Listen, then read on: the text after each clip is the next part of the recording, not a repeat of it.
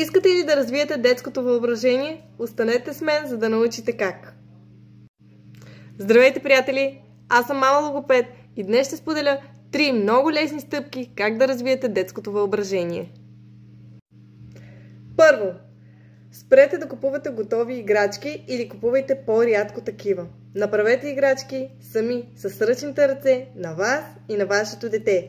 Използвайте всякакви материали. Макарони, спагети, маниста, пластилин, бои, ролки от тоалетни хартии, останали кофички от кисело мляко, от прясно мляко, каквото си пожелаете. А пък останалите кашони у дома, които са така непотребни, стават на страхотни неща.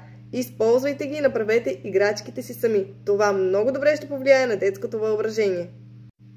На второ място, използвайте по-малко технологии и бъдете повече време навън.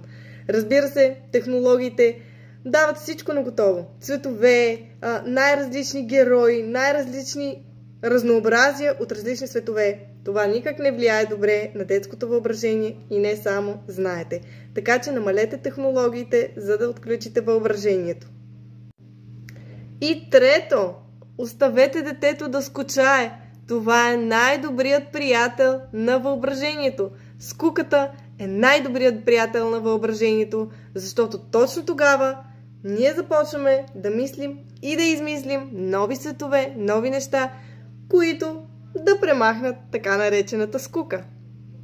Аз съм мама логопед и много се радвам, ако съм успяла да ви дам добри съвети за развитие на детското въображение. Използвайте ги, пробвайте и ми пишете да кажете дали имате добър резултат.